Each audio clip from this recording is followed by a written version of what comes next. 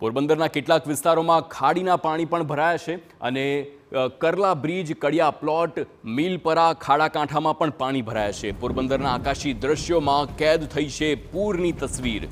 દરિયામાં ભરતી હોવાથી ભૂખી નદીનું પાણી ખાડીમાં પ્રવેશ્યું છે। ખાડીના પૂરે પોરબંદરને બાનમાં લીધું છે તો રાજીવનગર, રોકડિયા, બોખીરા સહિતના વિસ્તારોમાં પણ પાણી ભરાયા છે।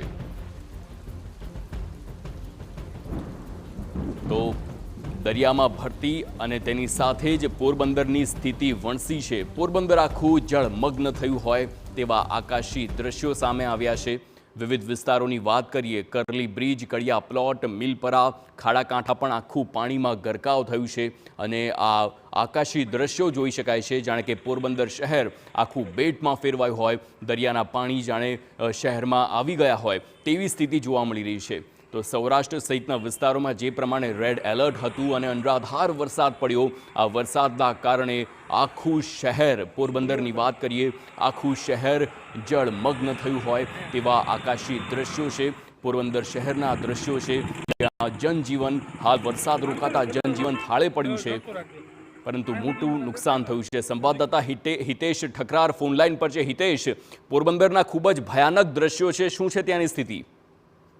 ચોક્કસથી જણાવી દઉં કે ભાદરમાં ભારે પાણી હોવાના કારણે ભૂખી ગામ નજીકથી દરવાજા ખોલવામાં આવ્યા હતા।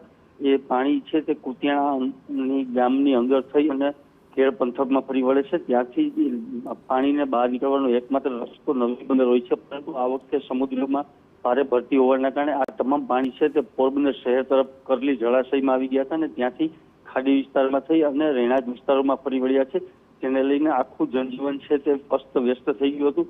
લોકો પણ પારાવાર મુશ્કેલીમાં મુકાઈ ગયા હતા। તમામ લગભગ 4 થી 5 હજાર જે ઘરો છે નીચાણવાળા વિસ્તારના, ત્યાં 5 થી 6 ફૂટ જેટલા પાણી ભરાઈ ગયા છે અને અમે જે ટીવી સ્ક્રીન ઉપર બતાવી રહ્યા છે તે આકાશી દ્રશ્યો છે। આપ જોઈ શકો છો કે કઈ રીતનું પાણી આવ્યું હશે અને કેવી રીતે આ પાણી છોડવામાં આવ્યું હશે, જેને લઈને લોકોનું જનજીવન પ્રભાવિત થઈ ગયું છે। જી બિલકુલ હિતેશ, સમગ્ર માહિતી બદલ આભાર। ઢળતો રાખે આ સુધી મને દેખાય ને નજીકમાં